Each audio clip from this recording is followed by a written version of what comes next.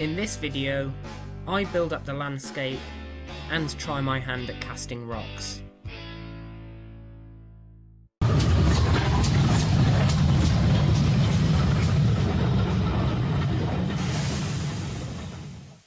Hello everyone, welcome back aboard the night train for part 4 of modelling a narrow gauge yard.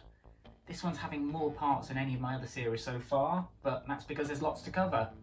Last time we finished off the engine shed in the engine shed area, which pretty much polished off all of the man-made structures. So now it's time to turn to the natural scenery that's going to be at the back of the yard. For this I'll be making a rock face using casts and moulding, and also applying some vegetation and shrubbery to really liven up the bare rock face. So, this is how it all went. My first task was to cast some rocks to get them setting. For this, I used 100 grams of Hobbycraft concrete casting powder, mixed with 20 grams of water as per the instructions. I then stirred it vigorously to make sure the mixture was consistent. Once it was mixed, I filled the rock moulds with the mixture, pressing them down and smoothing off the surface as best as I could to prevent trapping air bubbles.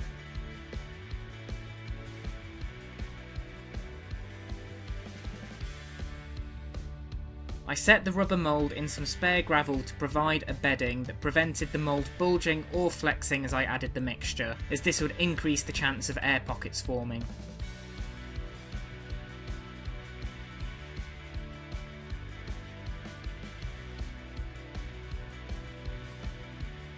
I left the mixture to sit for 24 hours before removing them from the rock mould.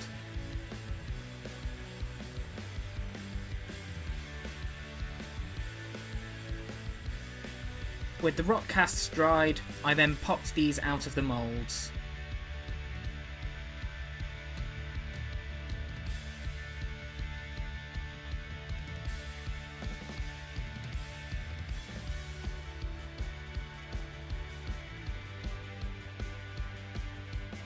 I snapped off any excess or flashing to get them to look as perfect as I wanted.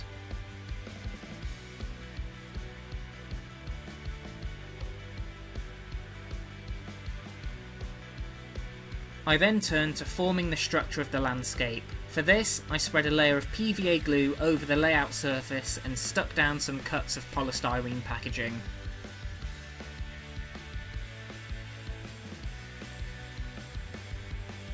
Holding this in place with weights, I checked the position with the rock cast to ensure there was space to glue them on and allow adequate clearance with the rails. Once I was happy, I stuck down some more pieces of polystyrene of various sizes and shapes to add to the first layer of variation in the topography.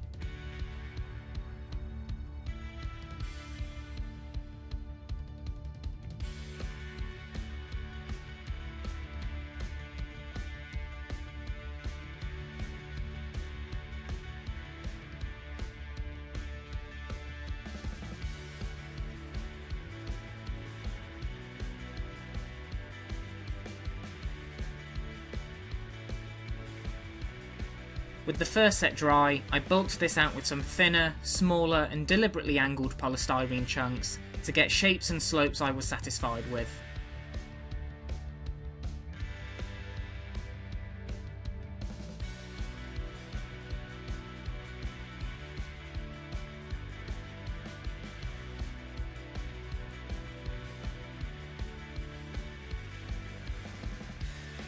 To smooth out the sloping and make it appear more natural, I stuck strips of masking tape over them to act as a support for the mod rock I would apply. The weak adhesive of the tape meant it was strong enough to hold, but easy enough to reposition if I desired.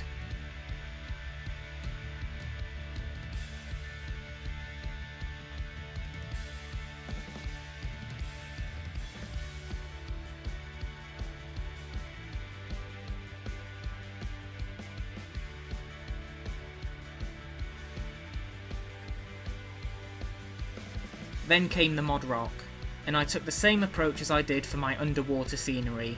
I cut the strips an inch wide to cover the bulk of the area, with some half-length strips to cover smaller patches.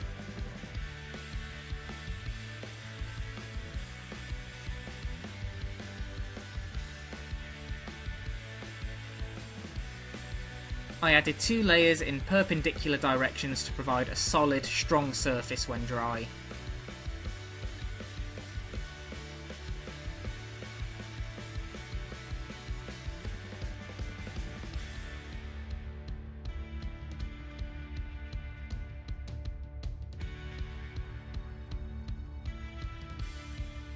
To hide any unnatural ridges and bumps caused by the overlapping strips and corners, I covered the surface in a layer of wall filler to provide a smooth yet naturally changing surface.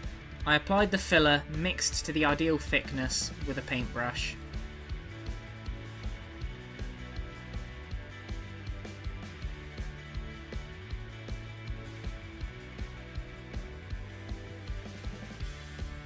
This also helped alleviate the texture and gaps in the Modrock bandage.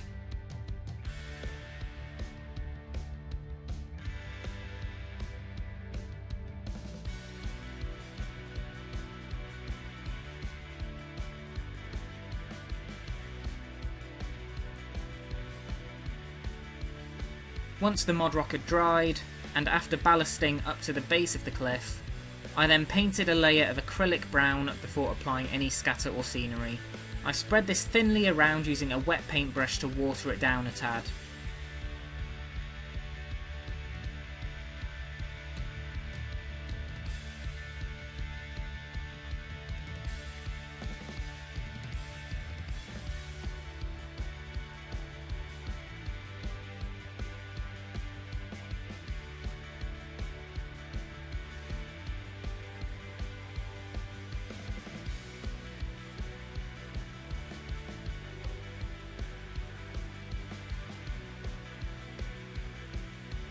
I then proceeded to paint the cliff face to hide any white spots that might appear in gaps between the rock cast pieces.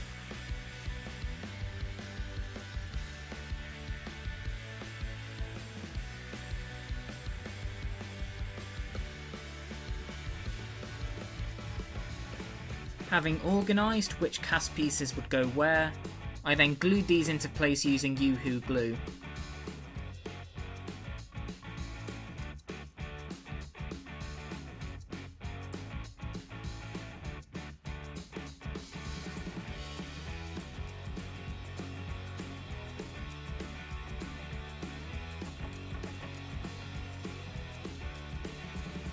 I used objects to hold the bigger pieces in place while they dried.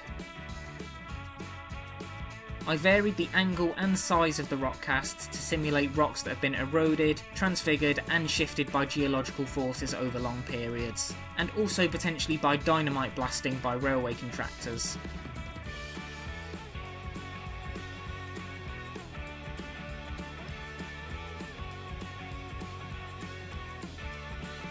Any smaller pieces were used to fill gaps where they could.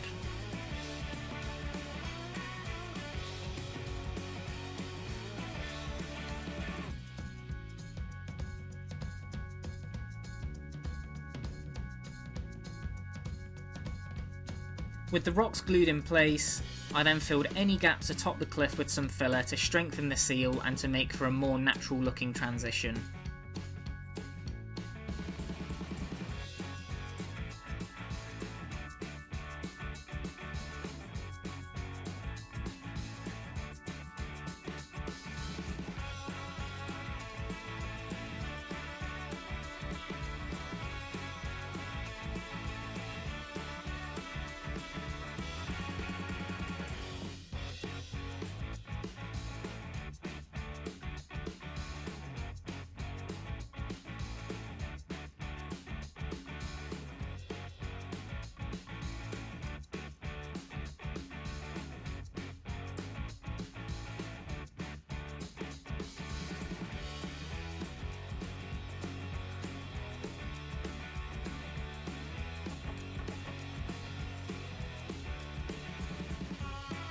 I also used the filler to join up pieces of cast rock, to make the cliff appear more continuous than piecemeal.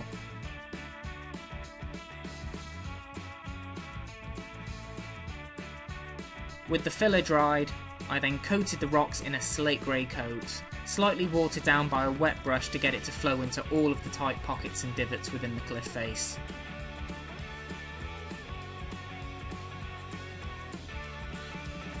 Getting the underside painted was slightly tricky and required precision angling of the brush. Some paint got on the ballast as a result, but I already had a plan for sorting that.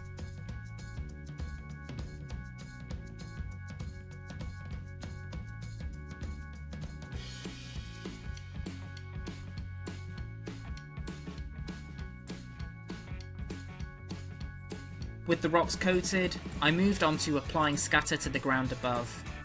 As I wanted a forest floor effect for this area of the layout, I mixed up a blend of 2 different sizes of brown scatter, as well as some tea leaves from out-of-date tea bags. I added a teaspoon of each to a small pot and mixed this together.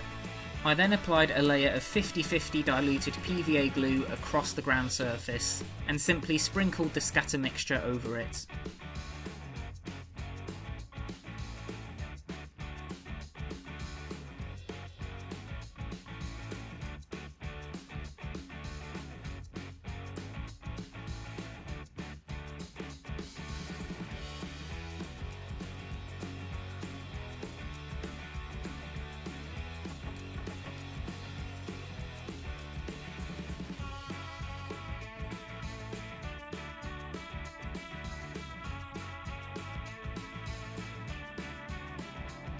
Returning to the rock face, to add some definition, tonal variation and lighter areas, I applied a coat of Woodland Scenic's Earth Colours liquid pigment using a foam sponge brush. I dabbed on as much as I wanted, and removed any excess in certain areas using some tissue.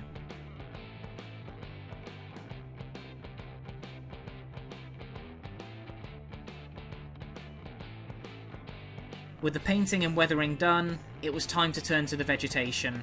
As a base layer atop the cliff, I painted a layer of diluted PVA glue to apply some static grass, much like in previous videos.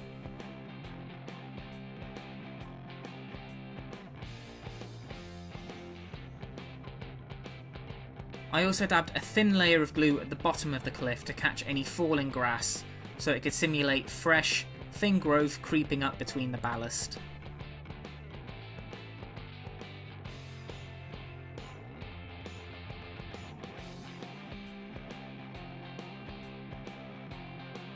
With the excess static grass hoovered up, I squirted some more PVA glue down at the base of the cliff to add a layer of shrubbery that would have sprouted up there. I used a mix of lichen, bush scatter, and other spare pieces to bulk out and blend the ground and the cliff together.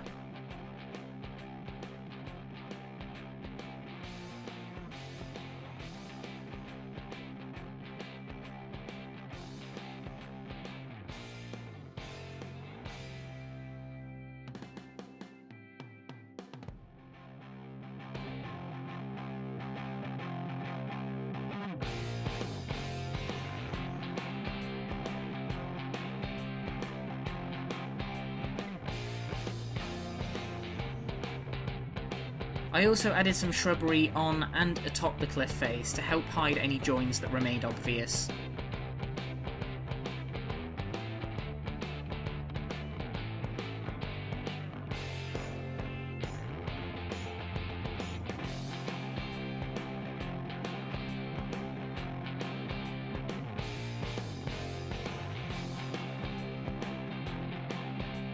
As a final touch, I then added some laser cut ferns and plants around the cliff for some more variety.